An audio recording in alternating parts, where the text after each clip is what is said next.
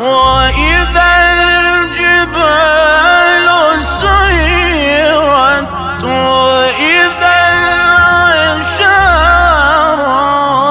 طلت وإذا